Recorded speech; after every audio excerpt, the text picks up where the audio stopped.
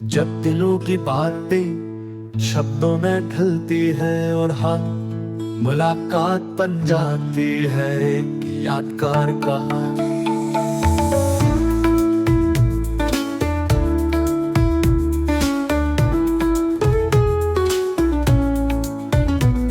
मिली उन लोगों से जिनके अनुभव, सोच और जज्बात बना देते हैं उन्हें खास।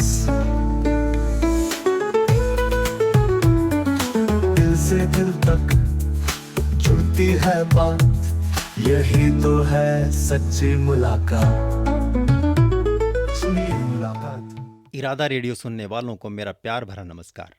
मैं हूं डॉक्टर कृष्ण कुमार और आप सुन रहे हैं इरादा रेडियो। मुलाकात कार्यक्रम में आज हमारे खास मेहमान हैं डॉक्टर बीवी रमन्ना रेड्डी।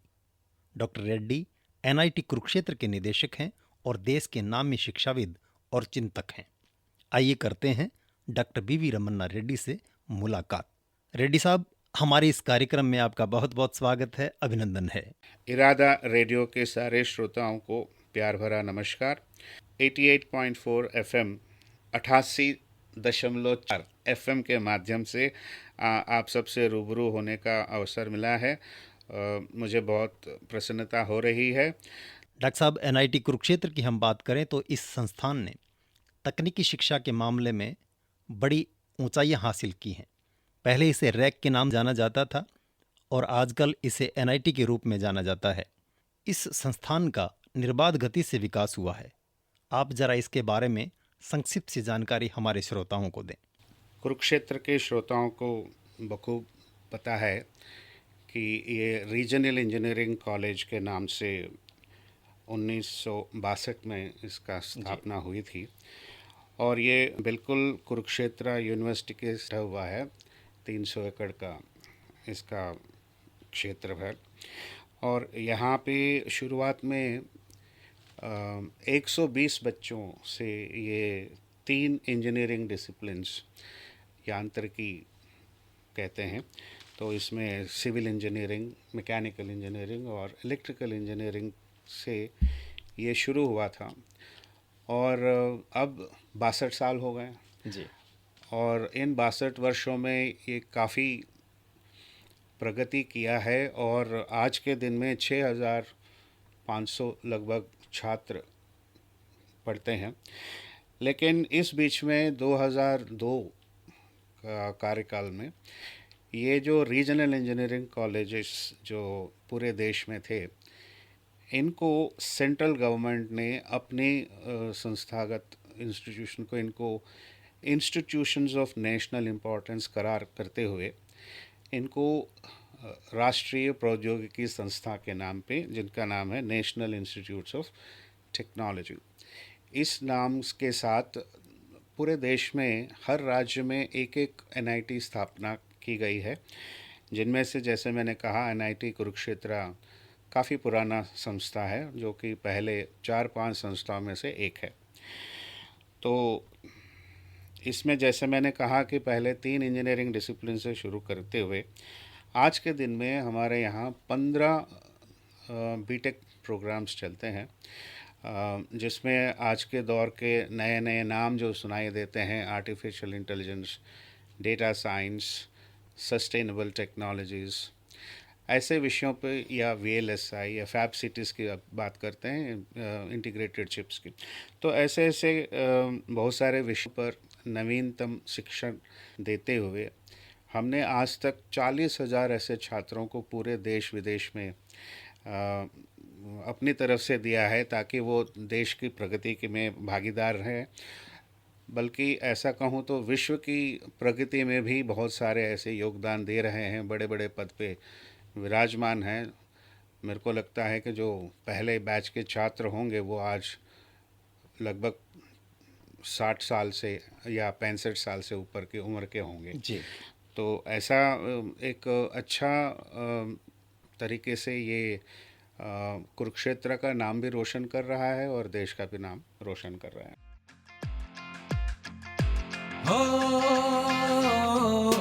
हर सुबह नई किरण है लाती, हर दिल में उम्मीद जगाती, ऊंची उड़ान है युवा की शक्ति का राज है। इरादा रेडियो के साथ यही बदलाव की शुरुआत। इरादा रेडियो के साथ यही बदलाव की शुरुआत। जनता का जनता के लिए सुनते रहो, बजाते रहो। इरादा रेडियो 88.4 FM। इरादा रेडियो के साथ यही बदलाव की शुरुआत। डॉक्टर साहब, आपने हमें बहुत अच्छी जानकारी दी। इससे हमारे श्रोताओं को एनआईटी कुरुक्षेत्र के बारे में, इसकी पृष्ठभूमि के बारे में पता चलता है। डॉक्टर साहब, हम सब के मन में एक स्वाभाविक सा प्रश्न उठता है कि जो आज का दौर है, इस दौर में युवा रोजगार परक शिक्षा हासिल करना चाहता है। इस दौर में रोजगार की कितनी संभावनाएं देखी जा सकती हैं? देखिए, जहाँ तक राष्ट्रीय प्रौद्योगिकी संस्थान कुरुक्षेत्र का सवाल है, तो यहाँ पे ऐसी उच्च शिक्षा की प्राप्ति करने के बाद हर एक छात्र को नौकरी मिलना कोई बड़ी बात नहीं है। बल्कि हम ये भी देख रहे हैं कि हमारा जो आज के डेट में प्लेसमेंट परसेंटेजेस जो बोलते हैं वो 90% से ज़्यादा है। बल्कि कुछ ऐसे तकनीकी शिक्षाओं में 100% भी प्लेसमेंट हो जाता है। तो जहाँ तक आईआईटीज़, एनआईटीज़, आईआईएम्स की बात है, तो यहाँ पे प्लेसमेंट्स का इतना ज़रा प्रॉब्लम नहीं दिखा जाता है। लेकिन हाँ, अगर देश के परिप्रेक्ष्य में देखा जाए तो मुझे लगता है कि विदेशी पलायन भी काफ़ी है और देश में भी बहुत सारे ऐसे युवक हैं जिनको रोज़गार की आपूर्ति नहीं हो रही है। तो इसीलिए 2014-15 के कार्यकाल में अगर आप देखेंगे समय को, तो जब से नरेंद्र मोदी जी हमारे देश के प्रधानमंत्री बने, तब से एक विचारधारा ऐसी चली है कि स्किलिंग यानी उद्यमिता, अगर आप एंटरप्रेन्योरशिप को कहते हैं उसको, और लोगों को कारीगरी जो बोलते हैं स्किलिंग, इसके ऊपर काफ़ी ध्यान दिया गया है। इसका मकसद ये है कि देश की तरफ ना देखें सब लोग कि नौकरी ही यहीं से मिलनी है, लेकिन उद्यमिता के रूप में भी एंटरप्रेन्योरशिप के, और आज के दौर पे बहुत सारे स्किलिंग यूनिवर्सिटीज़ भी आ गए हैं। तो इसका परिणाम स्वरूप मेरे हिसाब से 10-15 साल में अब जो 10 साल की कार्य देखेंगे तो बहुत सारे ऐसे चीज़ें आगे आई हैं जहाँ पे स्टार्टअप्स भी काफ़ी आए हैं, लाखों की संख्या में आ रहे हैं। तो हमारे युवाओं की सोच में बदलाव लाने की पूरी कोशिश की जा रही है और स्वचालित अपने हिसाब से अपनी सोच को आगे बढ़ते हुए क्यों ना एक उद्यमिता अपने हिसाब से शुरू करें और 10 लोगों को रोज़गार क्यों ना दें, ऐसे एक विचारधारा चल रही है। तो इसके परिणाम भी हमें मिलना शुरू हो चुके हैं। और दूसरी बात जो मैं हर वक्त सोचता रहता हूँ, जैसे हमारे यूनिवर्सिटीज़ हैं, कॉलेजेस हैं, इसमें स्किलिंग को बहुत ज़्यादा बढ़ावा देना चाहिए हर कोर्स में, चाहे वो आर्ट्स का कोर्स हो, साइंस का हो, म्यूज़िक हो या कोई भी क्षेत्र की बात हो, साइंसेस में हो। तो इसमें मैं चाहता हूँ कि 2 बिंदुओं पे बात होनी चाहिए। एक तो आधुनिकीकरण का दौर है, तो हमारा इंटरनेट का प्रचार भी बहुत है और इसके आते बहुत सारे ऐसे नए नए आयाम आए हैं सोशल मीडिया को लेके या पॉडकास्टिंग को लेके या कोई और तरीके से। तो इनका भी बहुत लाभ हो रहा है और इसमें भी बहुत सारे युवकों की ज़रूरत होती है ऐसे करने के। और दूसरा जो मैं चाहता हूँ कि ये पाठ्यक्रम में आना चाहिए, जैसे अगर बीए पढ़ रहे हैं, आर्ट्स का है, तो आर्ट्स के साथ साथ जो भी उद्यमिता हो सकती है, जो तरीके से उन लोगों को नौकरी मिल सकती है, उन चीज़ों को लेकर जो हम कहते हैं आईसीटी, इंटरनेट जो इंफॉर्मेशन एंड कम्युनिकेशन टेक्नोलॉजीज़, इनका बहुत यूज़ होना चाहिए। इसके बारे में जानकारी बच्चों को होनी चाहिए जिससे उनकी क्षमताएं बढ़ेंगी और जो वो सीख रहे हैं, जो वो जान रहे हैं, चाहे वो हिस्ट्री हो, चाहे वो आर्ट्स हो, जो भी हो, एक हिस्टोरियन की उतनी ही इम्पोर्टेंस है जितना एक टेक्नोक्रेट का है। तो हर एक का अपना महत्व है और हर सब्जेक्ट मेरे लिए उतना ही उच्च कोटि का है जो बाकी में है। तो ये केवल प्लेसमेंट्स को देखते हुए बहुत सारे बच्चे आज के दिन में इंजीनियरिंग या मेडिसिन या ऐसे ही चीज़ों में दाखिला ले रहे हैं। मेरा मानना है इनके अलावा बाकी भी क्षेत्र में भी ऐसे ही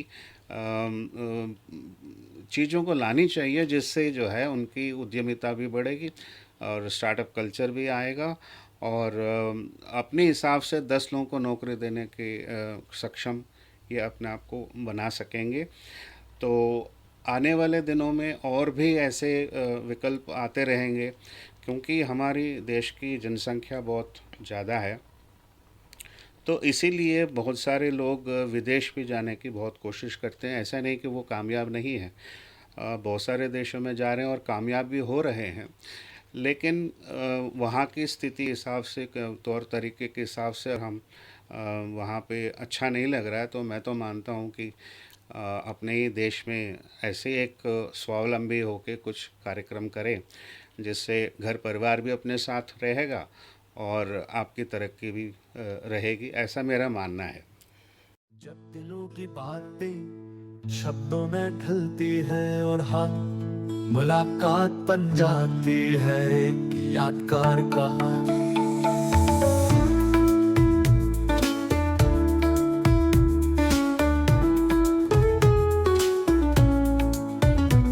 मिली उन लोगों से जिनके अनुभव सोच और जज्बात बना देते हैं उन्हें खास। दिल से दिल तक जुड़ती है बात, यही तो है सच्ची मुलाकात। सुनिए मुलाकात, मुलाकात जहां हर कहानी जिंदगी से मिलती है। डॉक्टर साहब, जैसे आपने हमें बताया कि युवा पलायन कर रहा है, प्रतिभा पलायन हमारे सामने एक बड़ी चुनौती है। क्या ऐसा नहीं है कि हमारा युवा यहीं अपना उद्यम शुरू करे, पढ़े लिखे युवा अपने स्टार्टअप यहीं शुरू करें? इसके लिए एनआईटी कुरुक्षेत्र कुछ ऐसी पहल कर रहा है कि पलायन रुक सके? जहाँ तक एनआईटी कुरुक्षेत्र का सवाल है, हम लोग इसको बोलते हैं एमओयू, मेमोरेंडम ऑफ अंडरस्टैंडिंग्स। तो वो हम विदेशी विश्वविद्यालयों के साथ भी हम अपना व्यवहार उनके साथ करते हैं।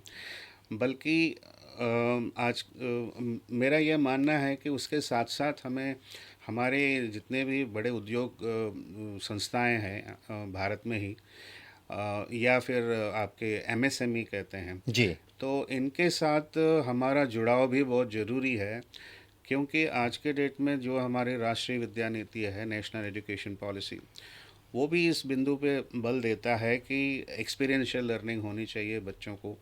और इसका मतलब ये है कि सीइंग इज़ बिलीविंग। जब तक हम लोग वो चीज़ को देखें ना, तो केवल कागजी पढ़ाई या फिर लेबोरेटरी में काम करना ही सब कुछ नहीं है। थोड़ा आगे बढ़ के ये भी देखना है कि हमारी इंडस्ट्रीज़ कैसे चल रहे हैं। तो हमने एनआईटीज़ कुरुक्षेत्र के माध्यम से हमारे जो हरियाणा के एमएसएमई है उनके साथ एक एमओयू करने जा रहे हैं, जिससे दोनों का लाभ होगा। 5-6 बिंदुओं पे बात हम कर सकते हैं। जैसे मैंने कहा, बच्चे जाएंगे देखेंगे तो उनको बहुत सारी चीज़ों का ज्ञान होता रहेगा। और दूसरा, अगर उनके पास कोई ऐसी कमियां है या फिर आधुनिकीकरण करने की बात आती है, क्योंकि हम जो भी उद्यमिता आगे बढ़ते हैं तो वो 10, 20, 30 साल तक उसी टेक्नोलॉजी को लेके बढ़ते हैं जी, तो उसमें भी अगर सुधार लेके आए, उसमें भी ऑटोमेशन का ज़माना है, तो उसको लेके अगर बच्चों के सामने अगर हम कोई चीज़ ऐसे प्रस्तुत करें कि ये इस संस्था की समस्या है और इसका समाधान ढूंढना है, तो वो भी इस माध्यम से हम ढूंढ सकते हैं, जिससे बच्चे में भी एक क्रिएटिव थॉट प्रोसेस और इनोवेटिव थॉट प्रोसेस को भी लेके आएँ। और इनके माध्यम से अगर कोई ऐसे आविष्कार नया आ जाए तो वो संस्था के लिए, वो इंडस्ट्री के लिए भी फ़ायदेमंद रहेगा। जी, और बच्चे के मन में वो बीज भी डाला जा सकता है, जिसमें बाहर जाने के बजाय कि अपने देश में कुछ ऐसा उद्यमिता शुरू करें जिससे देश की भी समस्याएं का समाधान हो और हमारा एमएसएमई भी आगे बढ़ता रहे। आत्मनिर्भर भारत तो तभी बनेगा जब मेरे यहाँ के युवक जो जिनको हम सक्षम बना रहे हैं वो विदेश में जाके उनका काम करने के बजाय स्वयं अपना काम करें तो बेहतर होगा। क्योंकि हमारा और एक भी लक्ष्य है 2047 में जी, हमारे मोदी जी का विश्व गुरु बनने का भी सपना जो है। संकल्प है वो केवल मोदी जी का संकल्प नहीं है बल्कि पूरे देश की संकल्प है। जी। तो अगर उन्होंने एक ऐसा बताया है तो उनके मन में भी है और वो बीज हमारे दिल दिमाग में भी उन्होंने डाल दिया है। तो हमें भी कदम कदम मिला के उस सपना को साकार करने में आगे बढ़ना चाहिए। तो इसलिए भी ये ज़रूरी है। इसीलिए जैसे आपने कहा reverse brain drain, reverse dollar drain. तो हम देखते हैं कि जो एनआईटीज़, आईआईटीज़ और आईआईएम्स के बच्चे हैं, बहुत सारे बच्चों का एक विदेश जाने का एक सपना भी होता है और उनके परिवार भी वो उसके साथ हैं। मैं मानता हूँ कि अगर ऐसा जाना भी है तो कुल 5 साल 10 साल तक आप जाएं, वहाँ की भी चीज़ें सीखें और उस समझ को लेते हुए वापस देश में आए। क्योंकि मेरे पास 6 लाख से ज़्यादा ग्रामीण व्यवस्था है इस देश का और ये देश निर्भर करता है ग्रामीण उत्पादों से ही हमारा जीडीपी बनता है।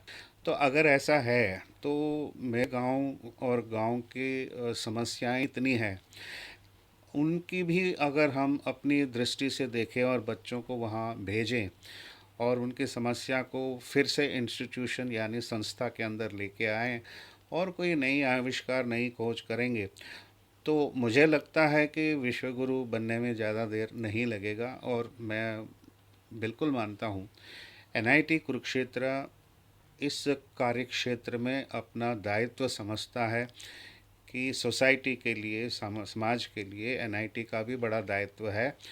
हमारा जो प्राइमरी ऑब्जेक्टिव होता है, उससे पहला जो बिंदु होता है कि अच्छे बच्चों की तालीम देना और उनको एक अच्छा नागरिक बना के देश में या विदेश में उनकी कार्य क्षेत्र में उनको रखना, ये हमारा प्रथम लक्ष्य है।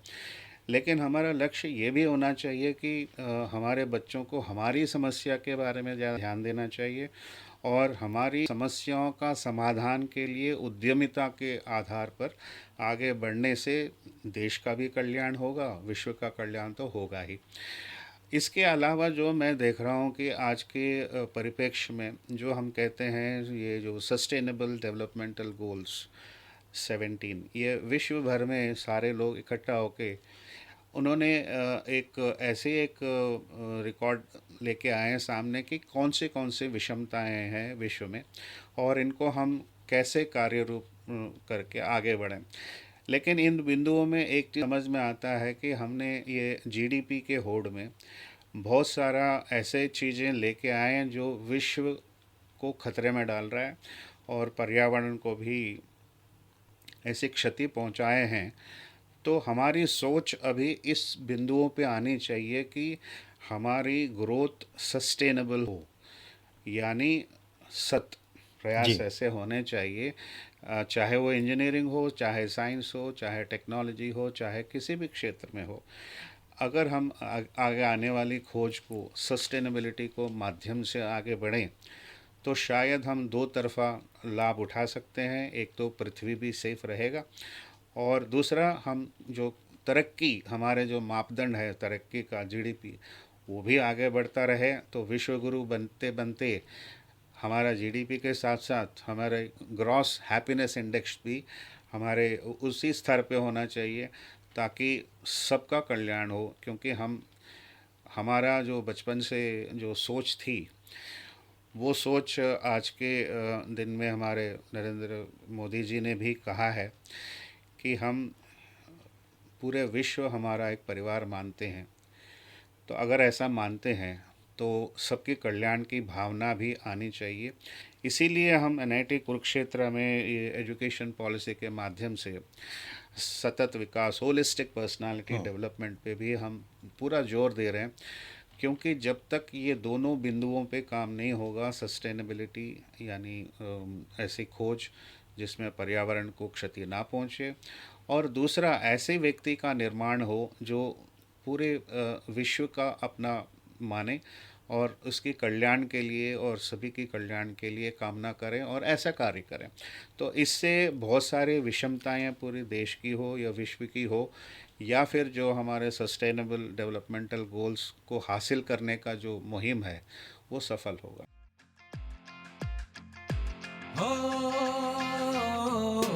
हर सुबह नई किरण है लाती, हर दिल में उम्मीद जगाती, ऊंची उड़ान है, अपना अंदाज है, हर एक युवा की शक्ति का राज है।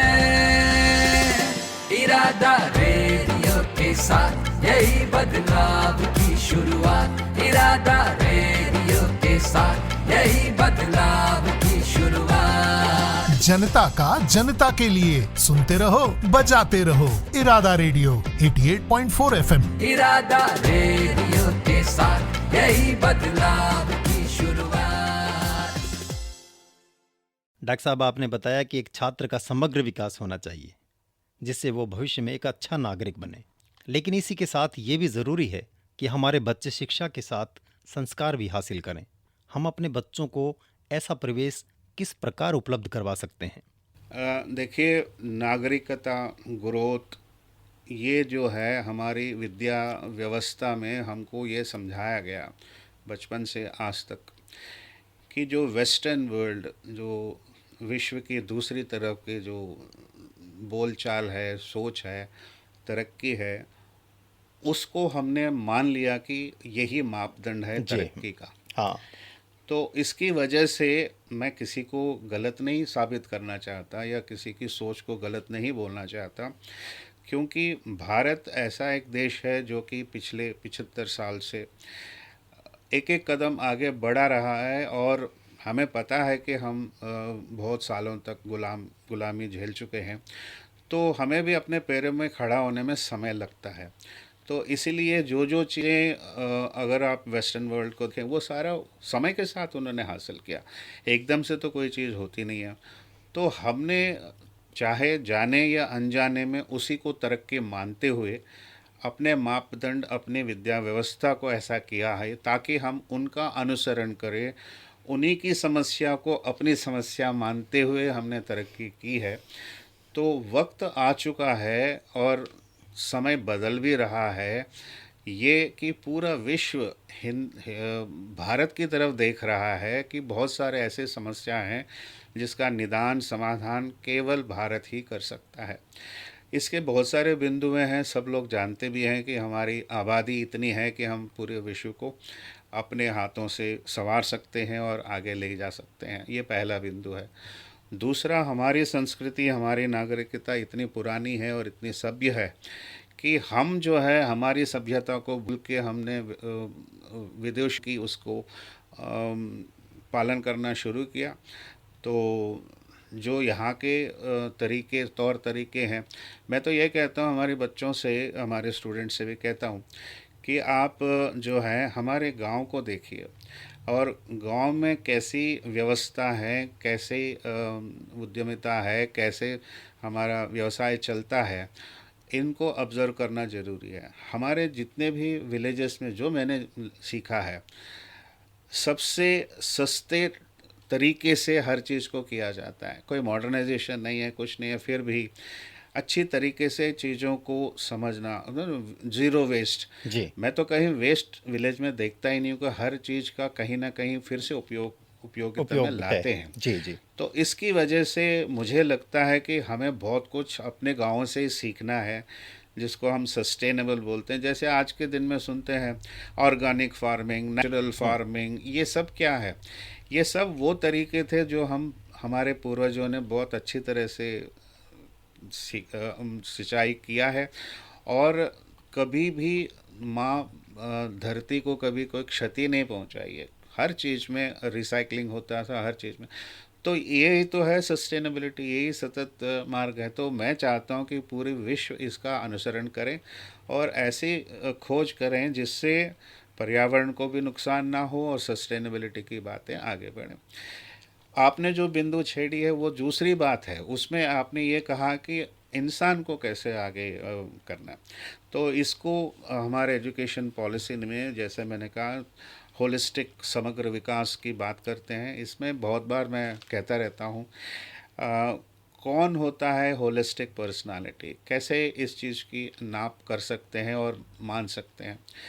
देखिए, अगर हम एक इंसान के तौर पे अपने आप को देखते हैं, हम भी चाहते हैं कि दूसरा इंसान हमसे प्यार करे और दूसरा इंसान हमारे साथ ऐसे व्यवहार करें जिससे हमें ना दुख हो, ना क्षति हो, ना कुछ हो। लेकिन आज के परिप्रेक्ष्य में देखा जाए तो चीज़ें जो है जैसे बदलती जा रही है, हम लोग समाज को छोड़ दिए हैं, परिवार की बात कर रहे हैं। अब परिवार की भी बात छोड़ के अपनी बात करने लगे हैं, तो ये जो है वो इस होलिस्टिक पर्सनालिटी डेवलपमेंट यानी वैल्यू सिस्टम्स जो है डिग्रेड होते जा रहे हैं।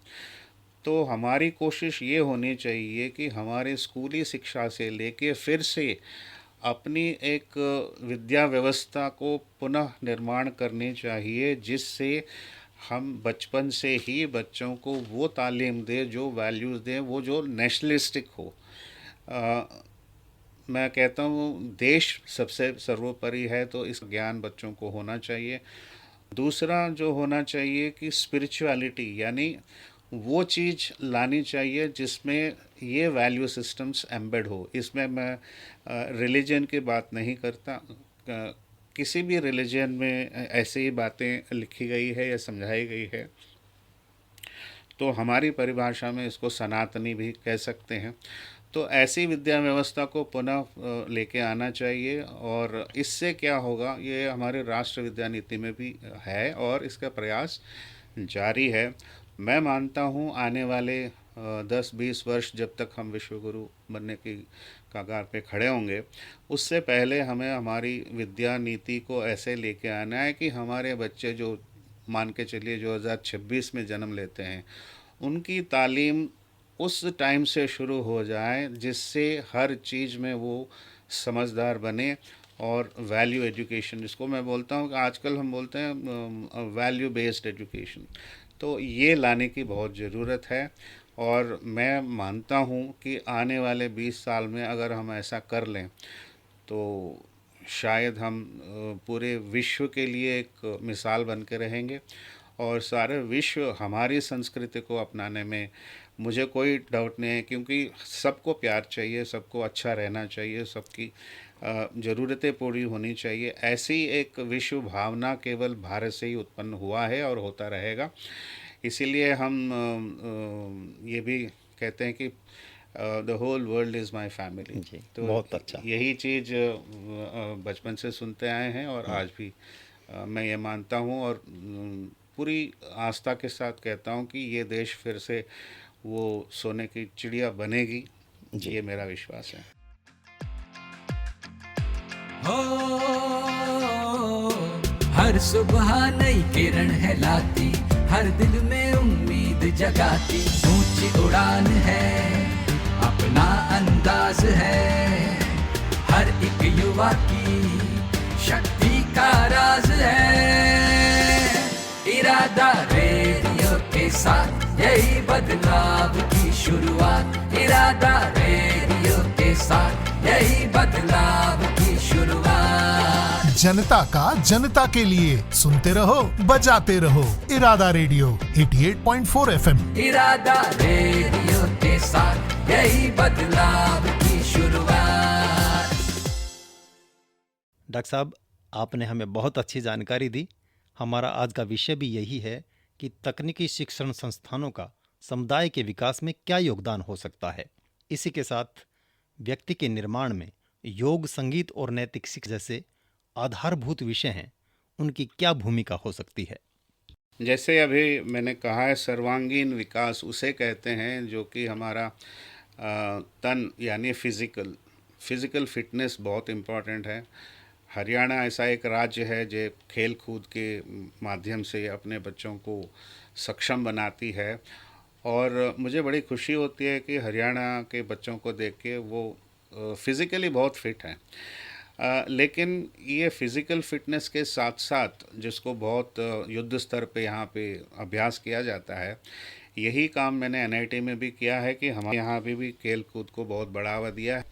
और इसके साथ साथ हमारे यहाँ ये एनएसएस बोलते हैं, नेशनल सोशल सर्विस, और एनसीसी, नेशनल कैडेट कोर, ये दोनों भी शारीरिक अपनी क्षमताओं को बढ़ाने के लिए काम आता है। एनसीसी तो आप जानते ही हैं कि यहाँ पे बच्चों को नेशनलिस्टिक फीलिंग्स और पंक्चुअलिटी ये सब सिखाया जाता है। इसके माध्यम से भी एक रेगुलरिटी आती है, एक फ़िज़िकल फिटनेस भी इम्प्रूव होता है। एनएसएस के माध्यम से हम हमारे बच्चों को हमारे ग्रामीण इलाकों में भ्रमण करने का, वहाँ के लोगों को सहायता करने का जो प्रक्रिया है पूरे देश में है, इससे बच्चे जब चीज़ें देखते हैं तो उनके मन में ये भी भावना आती है कि अच्छा, ये एक समस्या है हमारे सामने गांव वालों का, इनका कैसे समाधान ढूंढे, क्या मेरी जो पढ़ाई हो रही है उसके माध्यम से इसका भी कोई निदान हो सकता है क्या। ऐसा अगर सोच के बच्चे को एक आइडिया भी देंगे तब भी वो अच्छा रहेगा।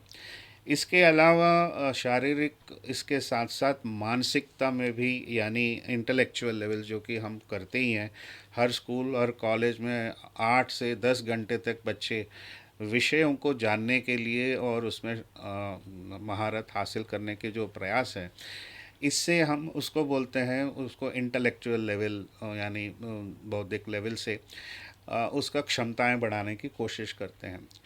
तीसरी बिंदु है कि जब भी हम आज के दौर में देखते हैं जो मोबाइल का चलन है या सोशल मीडिया का चलन है, इससे हम एक दूसरे से अलग होते जा रहे हैं। एक सही दुनिया में, तो रियल वर्ल्ड जो कहते हैं हम, उससे जो है हम एक वर्चुअल वर्ल्ड में जाने की कोशिश कर रहे हैं। ये सामाजिक दृष्टि से एक अच्छा परिणाम नहीं है। तो इसको अगर ठीक करना है तो हमें बच्चों को एक दूसरे के साथ मिलने का, खेलकूद में भी हो वैसे भी हो, तो इसका प्रयास हमने एनआईटी में ये किया है कि हम सामुदायिक जो भी हमारे त्योहार हैं सबको मिलके मनाने का एक प्रथा है, जिससे बच्चों में भी वो एक अच्छा एनवायरनमेंट क्रिएट होता है। और इसको हम कहते हैं इमोशनल इंटेलिजेंस।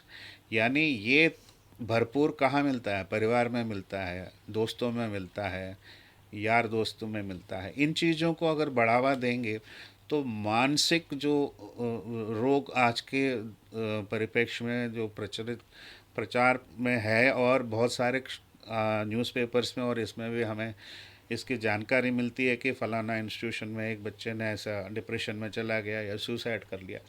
तो ये जो मानसिकता है, इसको अगर हमें लाभान्वित अगर किसी इंसान को करना है तो हमें ये वाली चीज़ को आगे बढ़ाने के लिए हमने योगा का क्लासेस भी शुरू किया है। योग ऐसा एक माध्यम है जो कि शारीरिक, मानसिक और आध्यात्मिक स्तर पर भी बहुत अच्छा काम करता है। तो ये सब जो बिंदु मैंने अभी आपको बताए, ये हमने हमारा पाठ्यक्रम में डाल दिया ताकि लोग ये ना कहें कि ये को करिकुलर एक्टिविटी है, तो मेन स्ट्रीमिंग कर दिया ताकि बच्चों की ये चीज़ें हो। इसके अलावा हमने एक और प्रयोग किया जिसको कहते हैं हम थॉट लैब, यानी योग में लीन होना, मेडिटेशन करना, ये हमारी अपनी उन्नति के लिए भी और समाज के साथ कैसे व्यवहार करना है, इस चीज़ के लिए भी हमें बहुत अच्छी तरह से सिखाता है। अपने आप को समझना और दूसरों को भी समझना, ये बहुत बड़ी चीज़ है। ये आध्यात्मिकता ही हमें ये चीज़ सिखाती है। अभी हम यहाँ कुरुक्षेत्र में बैठ के बात कर रहे हैं। यहाँ भगवत गीता का भी श्री कृष्ण ने अर्जुन को उद्बोध किया था, और पूरी भगवत गीता का सार भी यही है कि हम स्वयं को जानें और अपने आगे वाली लोगों को भी और समाज को भी समझें, और कैसे हम अपने साथ साथ पूरी समाज की भी खुशियाँ बांटते बटोरते आगे बढ़ना है। यही विश्व शांति का एक मार्ग है।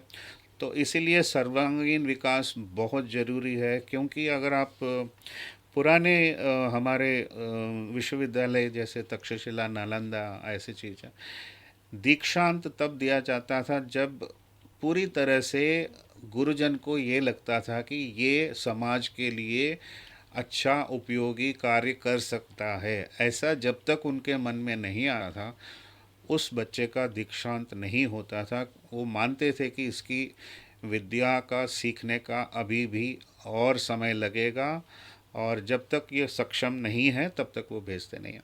तो ऐसी एक हमारी अच्छी विद्या व्यवस्था थी जो गुरुकुल सिस्टम कहा जाता है। तो पुनः मानता हूँ कि उस समय में और अभी में बहुत सारा परिवर्तन आए हैं, बहुत सारे आधुनिक ऐसे चीज़ें आ गई है जो कि हम इतने करोड़ों लोगों को भी अच्छी तालीम हमारे इंटरनेट के द्वारा या अदरवाइज़ ऑनलाइन टीचिंग के द्वारा भी कर सकते हैं। तो एक प्रयास हमारा भी ये है कि हमने कोशिश किया कि क्यों ना हमारे बच्चों के साथ साथ उनके जो परिजन हैं, उनके जो माता पिता हैं, उनके जो भाई बंधु हैं, इनको भी लाभान्वित करने के लिए हमने इसी सत्र से एक हाइब्रिड मोड, यानी कोई भी दाखिला लेके ऑनलाइन भी आ सकता है या ऑफलाइन भी हमारे इंस्टीट्यूशन में आके बैठ के भी वो पढ़ सकता है। हमारी कोशिश ये है कि भगवद गीता का जो सार है, भगवद गीता का जो अच्छे विचार है, और वो ये समाज के लिए बहुत उपयोगी है, ये तो सब जानते ही हैं, लेकिन हमारे पास इतना ना समय है, ना हमारे पास इतनी सोच है कि हम इन चीज़ों को समझे, पढ़े, समझे और आकलन करें और अपने जीवन में उतारें। इसके लिए बहुत प्रयास लगता है। तो हमने कोशिश ये किया है कि जितने भी नागरिक हैं उन सबको NIT कुरुक्षेत्र के माध्यम से introduction to Bhagavad Gita for working class, यानी जितने भी लोग अपने अपने कार्य क्षेत्र में जहाँ पे भी बैठे हैं वो सारे इसका आनंद लाभ उठा सकते हैं।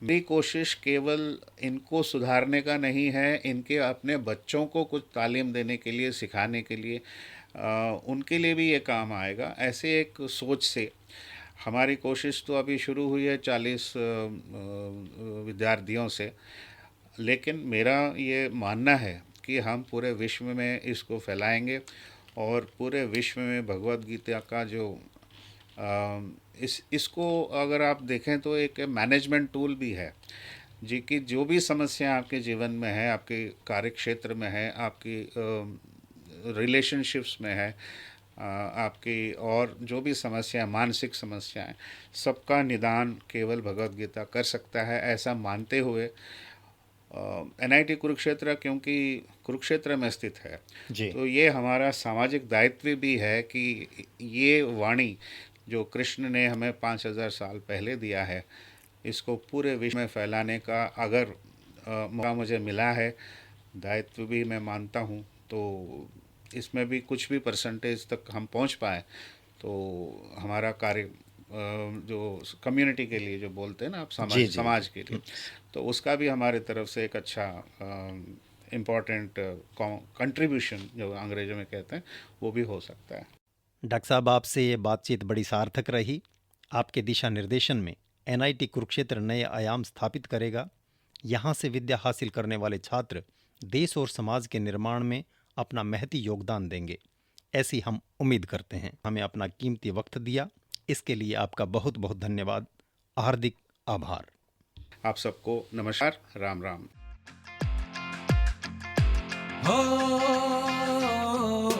हर सुबह नई किरण है लाती, हर दिल में उम्मीद जगाती। ऊंची उड़ान है, अपना अंदाज है, हर एक युवा की शक्ति का राज है। इरादा रेडियो के साथ यही बदलाव की शुरुआत। इरादा रेडियो के साथ यही बदलाव की शुरुआत। जनता का जनता के लिए सुनते रहो, बजाते रहो। इरादा रेडियो 88.4 FM। इरादा रेडियो के साथ यही बदलाव की शुरुआत।